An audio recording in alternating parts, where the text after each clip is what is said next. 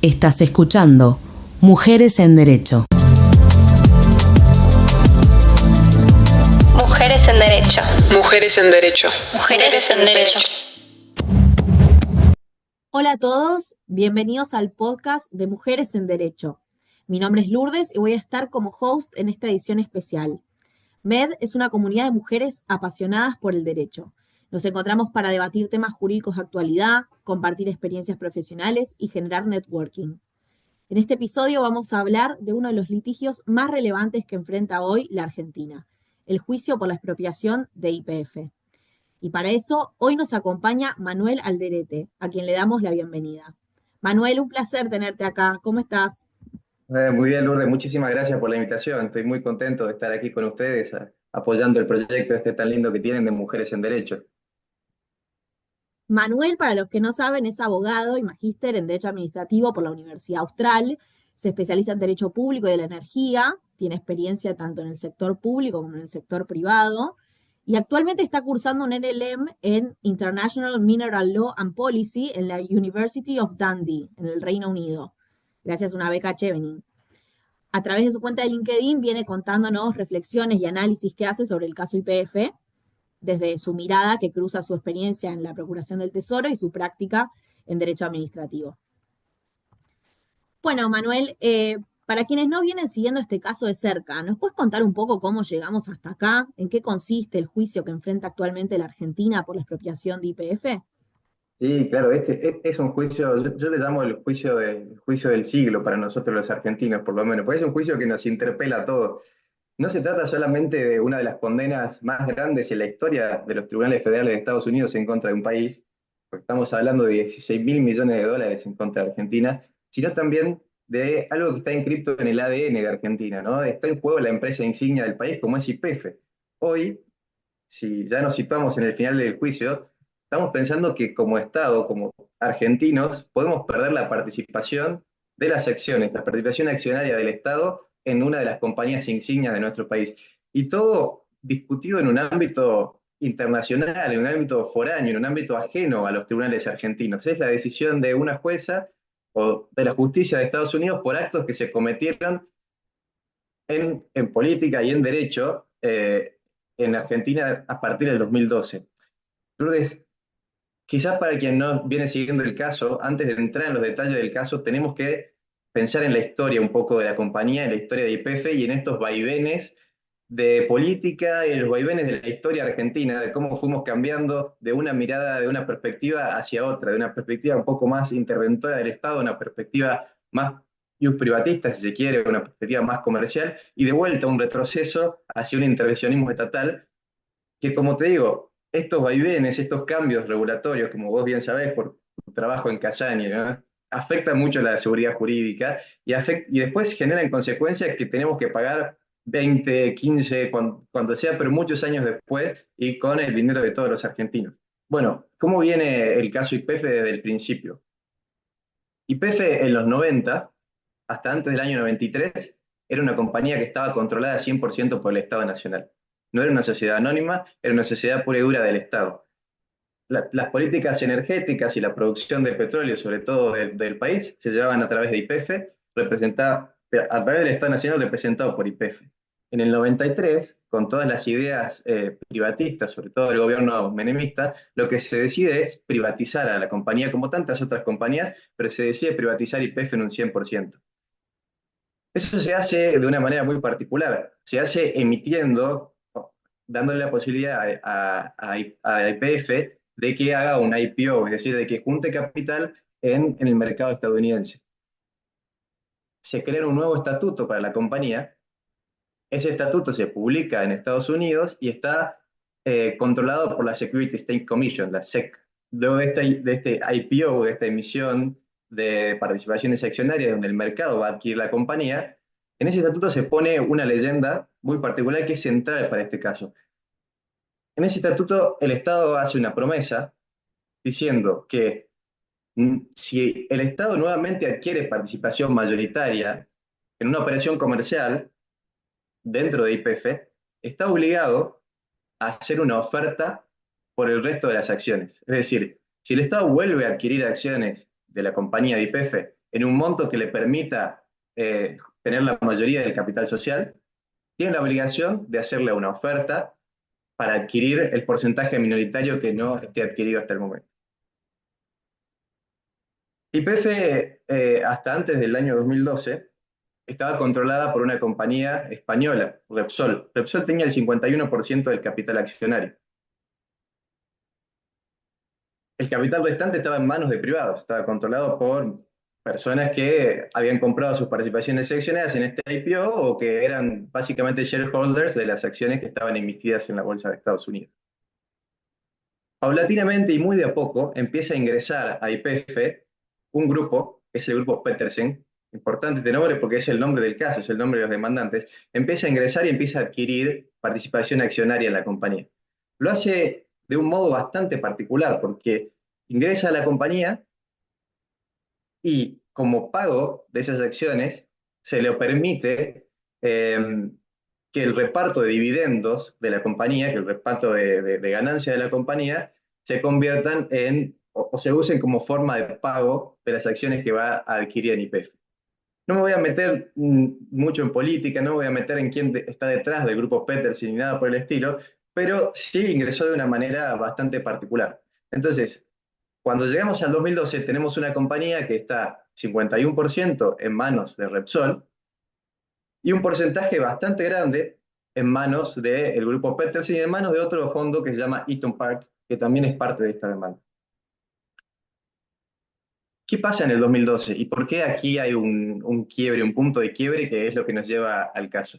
En el 2012 se decide por un DNU de en ese momento la presidenta Cristina Fernández de Kirchner la intervención de la compañía. Cristina emite ese DNU, interviene la compañía, nombra como interventor en ese momento el ministro Julio De Vido, y por otro lado manda un proyecto de ley al Congreso con la voluntad del Estado argentino de declarar de utilidad pública las acciones, el paquete accionario en manos de Repsol y expropiar el 51% de las acciones de YPF.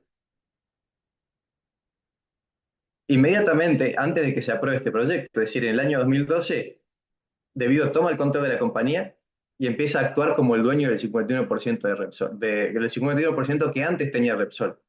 Inmediatamente el Estado argentino toma el control de la compañía, como ocurrió antes del 93. Ese proyecto de ley se sigue tratando en el Congreso y se trató durante 2 años, desde el 2012 hasta el 2014. Ahí se generó un conflicto muy grande, no sé si vos te acordarás, Lourdes, pero a partir de este movimiento, Repsol empezó a reclamar al Estado argentino una indemnización, una indemnización por la expropiación de sus acciones. Eso empezó con un arbitraje internacional y termina con un acuerdo entre el Estado argentino y Repsol, en donde, no recuerdo el monto exactamente, pero el Estado le abona algunos miles de millones de dólares por el porcentaje del 51% de la compañía. Petersen, que hasta ese momento estaba controlada por el grupo Eskenazi, Petersen era una sociedad española, constituida en España, que a raíz de estos movimientos tiene que presentarse en quiebra.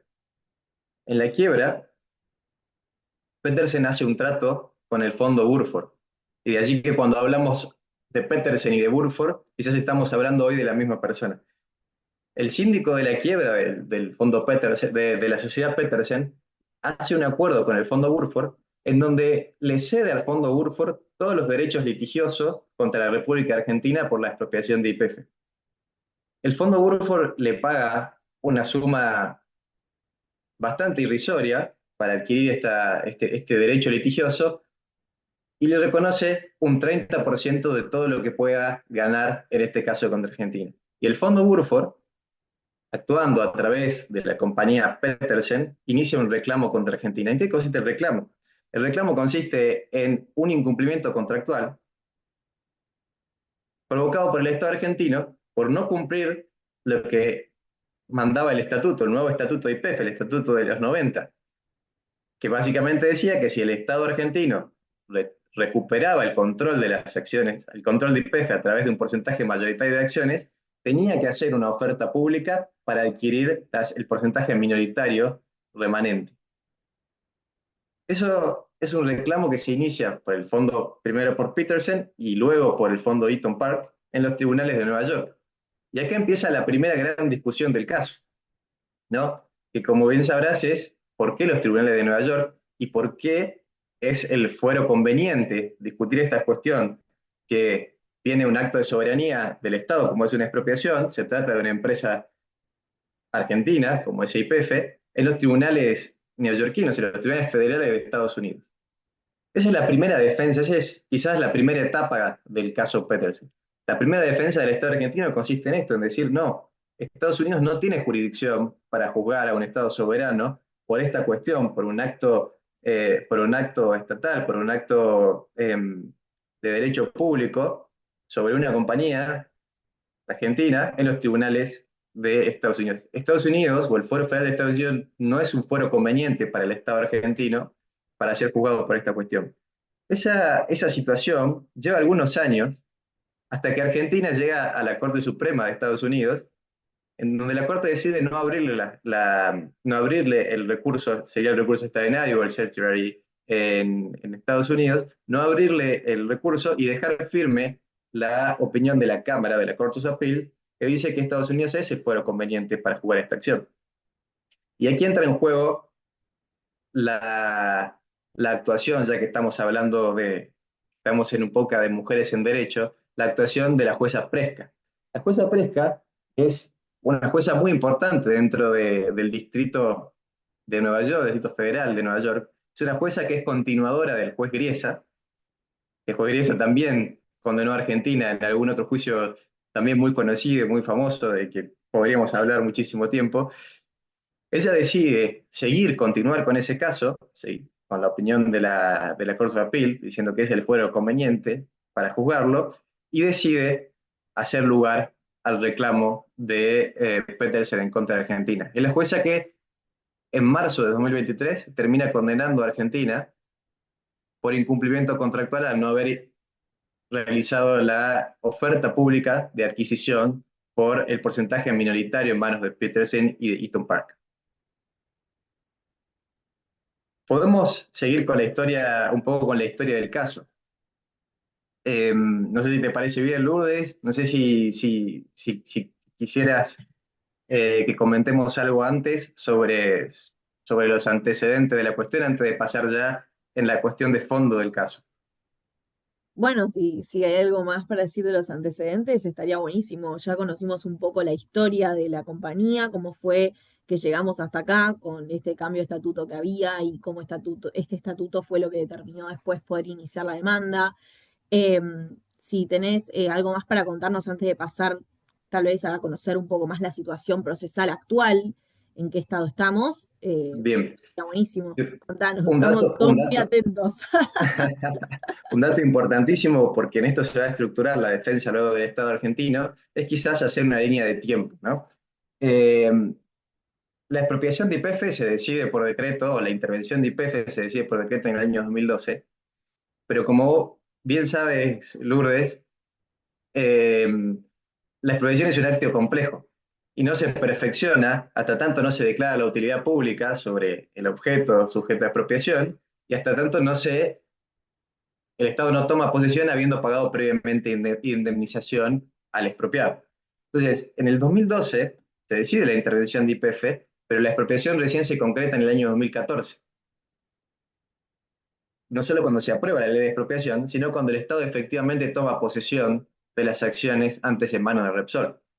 En ese periodo, entre 2012 y 2014, es cuando ocurre el cambio es cuando ocurre el pacto entre el fondo Burford y la compañía Petersen para poder demandar en Argentina. Además, Petersen ya se había deshacido de las acciones que tenía en YPF. Esto es muy importante porque ni bien el Estado argentino tiene que contestar esta demanda, ni bien la Procuración del Tesoro tiene que contestar ya el fondo de la cuestión, lo primero que se va a plantear es una especie de falta de legitimación pasiva, que en Estados Unidos se llama lack of standing. Argentina plantea que los demandantes no tienen standing para demandar al país, e YPF lo propio, porque la demanda está dirigida contra el Estado argentino y contra YPF, porque en el momento en el que se creó la expropiación, ellos ya no eran accionistas de YPF. Con lo cual, en todo caso, los que tendrían el derecho para plantearlo serían los accionistas en el momento, en el 2014, es decir, en la fecha en la que se realizó la expropiación. Como defensa de fondo, ya pasando a quizás a lo más importante de la cuestión, como defensa de fondo, el Estado argentino lo que dice es que los estatutos de YPF no pueden condicionar el ejercicio de una potestad soberana del Estado como decidir la declaración de utilidad pública y expropiar las acciones de YPF. Sí, es cierto que el estatuto es un contrato, es cierto que el Estado se obligó, en una cláusula específica del estatuto, a realizar una acción, una oferta pública de adquisición en el caso de que adquiera un porcentaje mayoritario en la compañía. Pero también es cierto que esa obligación únicamente se aplica y únicamente obliga al Estado argentino si el Estado adquiere las acciones comercialmente. Cuando el Estado actúa en el marco como una persona jurídica de derecho comercial, como una persona jurídica privada, no está actuando ejerciendo sus prerrogativas públicas. Ahora, esa cláusula en los estatutos nunca puede ir en contra de la ley ni en contra de la Constitución.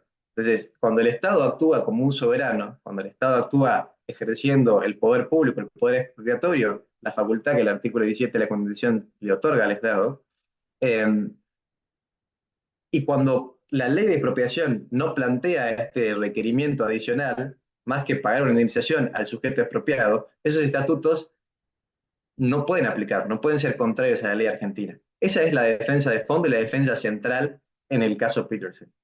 Aquí había muchas cuestiones quizás secundarias o quizás circundantes, también muy importantes. No me voy a meter demasiado en ellas porque fue una defensa que finalmente Argentina, sobre todo después del 2020, decidió dejar de lado, que era una investigación sobre cómo Petersen, sobre cómo el grupo Eskenazi ingresó a YPF y que sí podría haber cambiado la suerte del caso, porque se centraba en una denuncia de corrupción y una denuncia de falta de transparencia, sobre todo en el ingreso del grupo a la compañía. Es un reclamo o una posición que, repito, podría haber cambiado la suerte del caso, pero que Argentina decidió abandonar en el año 2020. Lo que hace Argentina en el año 2020 es un poco acelerar la resolución del caso. Es decir, bueno, estamos tan fuertes en los argumentos jurídicos, en estos dos argumentos que te acabo de mencionar, estamos tan fuertes en estos argumentos jurídicos que vamos a llevar este caso casi a una cuestión de puro derecho.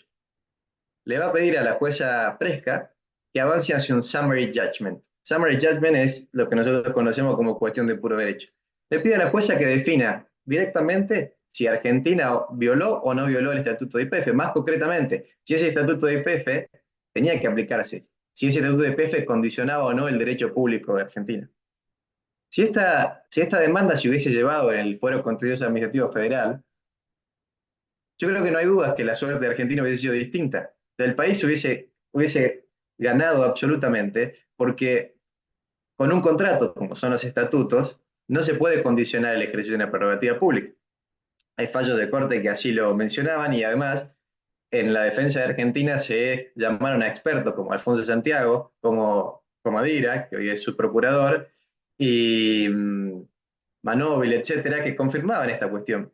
Pero ¿qué pasa? Bajo el derecho estadounidense hay que mirar hay que mirar la cuestión de la soberanía y hay que mirar la cuestión del ejercicio de prerrogativas públicas de un modo totalmente diferente. En el common law, el contrato es sagrado. No importa quién esté ejerciendo una prerrogativa, no importa quién esté detrás del contrato, sea el Estado o sea un privado. Bajo el derecho americano el contrato es como la ley para las partes. Entonces, la jueza Presca, al analizar el derecho argentino, porque la jueza se expide en base al derecho argentino, aplica su visión del common law, aplica su visión de derecho estadounidense y termina diciendo, no, Argentina sí violó los estatutos de YPF. Los estatutos de YPF eran obligatorios para el Estado argentino. El Estado argentino no importa si adquirió las acciones comercialmente o si la adquirió mediante una ley de expropiación, debió haber hecho la oferta pública a los tenedores minoritarios y no lo hizo. Con lo cual hay un breach, hay un incumplimiento contractual que Argentina debe resarcir. Esto lo afirma en marzo de 2023. Y ahí viene otra discusión, porque ¿cuál es el remedy? ¿Cuál es la consecuencia para Argentina de haber incumplido con esto? Eso estaba claro en los estatutos. Estaba claro en los estatutos porque la consecuencia de no hacer o de hacer la oferta al grupo minoritario tiene un valor. Es decir, tiene un valor, tiene un monto por el cual Argentina podría haber adquirido también el porcentaje minoritario de las acciones.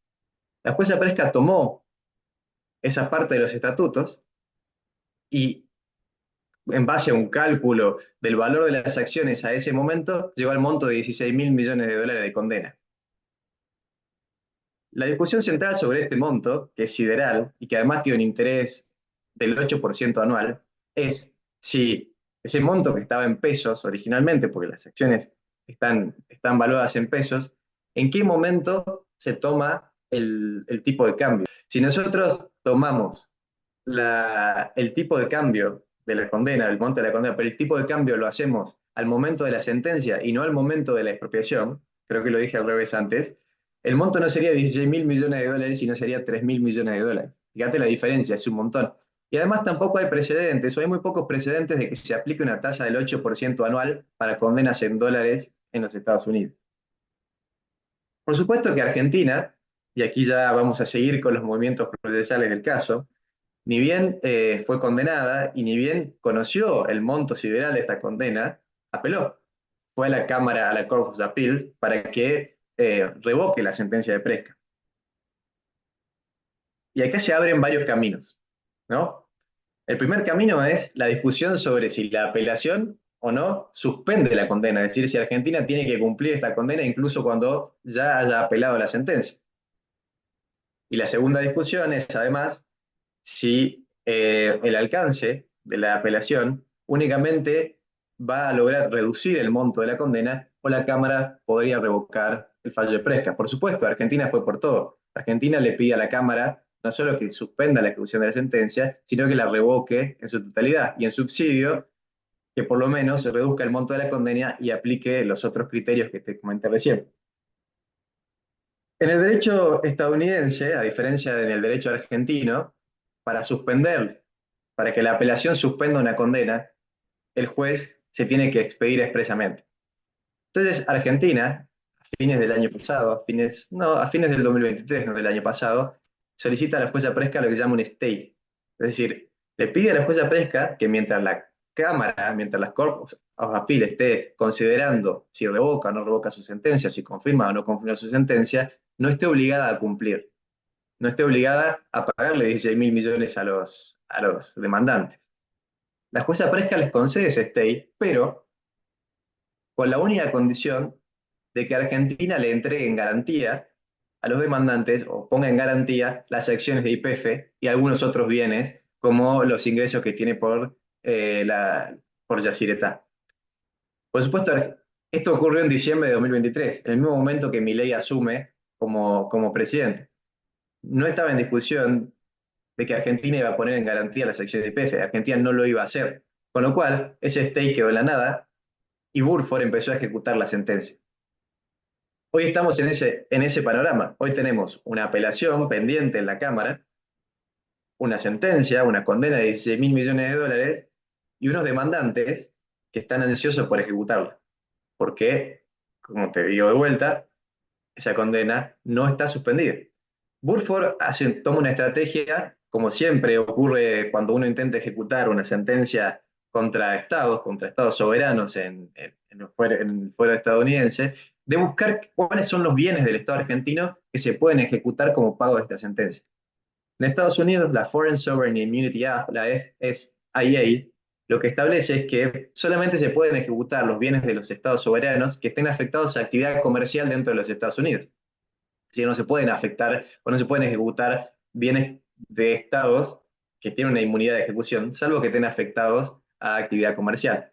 Ese es el principal argumento que Burford empieza a esbozar frente a la jueza Presca para poder ejecutar bienes de Argentina. El segundo argumento es: yo no solamente quiero los bienes del Estado argentino que estén afectados a la actividad comercial, sino también te voy a demostrar, jueza Presca, te voy a demostrar que Argentina actúa a través de sus compañías, a través de sus empresas estatales, para ejercer no solamente actividad comercial, sino actividad estatal, con lo cual, para los demandantes, las empresas del Estado y el Estado son lo mismo. Es lo que se denomina alter ego. e intenta un planteo frente a la jueza Presca de confundir al Estado argentino con YPF, con el Banco Central, con otras empresas del Estado. Y como tercer punto, empieza a iniciar ejecuciones en distintos países del mundo, en distintas jurisdicciones, para ir como atrapando los bienes que el Estado argentino tenga en otras jurisdicciones. ¿Bien? Hasta ahora esto no venía siendo exitoso. Hasta ahora Burford intentaba ejecutar bienes de Argentina en otros países y se encontraba siempre con una resistencia, con una defensa argentina y con quizás acciones invocando inmunidad soberana que van a llevar años, va a llevar muchísimo tiempo para que se puedan ejecutar. Pero todo cambió hace 2 semanas, o hace menos de 2 semanas, hace 10 días exactamente. La jueza Presca hizo lugar a un planteo del Fondo Burford exigiendo a Argentina entregar como parte de pago de la sentencia las acciones de YPF. Entonces, no solamente no es que no está suspendida la ejecución de sentencia, sino que la jueza Presca ya dijo cómo ejecutarla y obligó al Estado a entregar este paquete, este 51% de las acciones, como parte del pago de la sentencia. Esto es terrible porque Argentina se quedaría sin su participación accionaria en YPF. ¿Bien? Podemos pensar, si querés, Lourdes, capaz que como un cierre a toda esta historia un poco desordenada, es ¿qué es lo que va a ocurrir ahora? Argentina tiene varias vías de acción. La primera, por supuesto, es la que inició la semana pasada, pedir que se suspenda la ejecución de la sentencia nuevamente, pero no solo la ejecución de la sentencia, sino la ejecución de la orden de Presca de entregar sus acciones. Eso ya lo hizo, ya lo pidió a la jueza Presca y está pendiente de resolución. La segunda vía que tiene Argentina es apelar esta decisión, apelar esta orden de entregar las acciones de YPF. Argentina lo hizo a principios de la semana pasada y está pendiente de entregar los fundamentos de esta apelación ante la Cámara de Apelaciones. Es muy difícil que la jueza Presca les conceda la suspensión de esta sentencia. Y es muy difícil que la Cámara se expida antes de la fecha que Presca dio para cumplirlo. Entonces, quizás la semana que viene, esta semana, Argentina entre en default. Argentina entra en default en el sentido de que no va a poder o no va a querer cumplir con entregar las acciones de YPF como parte de pago de la sentencia. Entonces, Argentina aquí también, como tercera vía, tiene que pararse como un Estado soberano y decir, miren, yo no puedo cumplir con esta sentencia porque hay una ley que me lo impide. La ley de expropiación de YPF impide que el Estado argentino se deshaga de las acciones de YPF sin que una ley se lo autorice. Entonces, acá hay un dilema que se llama en el derecho internacional, cuando un Estado tiene que incumplir sus propias normas para poder cumplir con una norma o con una sentencia extranjera, International Committee. Es decir, Argentina no puede incumplir con su derecho interno para cumplir con una sentencia de Presca. Y es el argumento central sobre el que Argentina se va a parar para tratar de suspender la ejecución de la sentencia. Wow. Muy interesante todo cómo lo pudiste resumir en este tiempo. Y bueno, podemos hacer una reflexión capaz final de qué esperar para Argentina de acá en adelante, el análisis sobre el respeto de los contratos, sobre el respeto por la ley argentina por sobre otras leyes de otros países. Muchas gracias por estar acá, por acompañarnos, por contarnos desde tu experiencia todo lo que hace a este caso. Y bueno, mandamos un saludo a todos los oyentes que te pueden seguir en LinkedIn para enterarse más de las novedades. Bueno, Lourdes, muchísimas gracias a vos por la invitación y bueno, éxitos en las siguientes actividades que tengan en Mujeres en Derecho.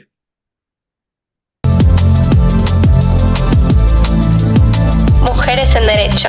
Mujeres en Derecho. Mujeres en Derecho.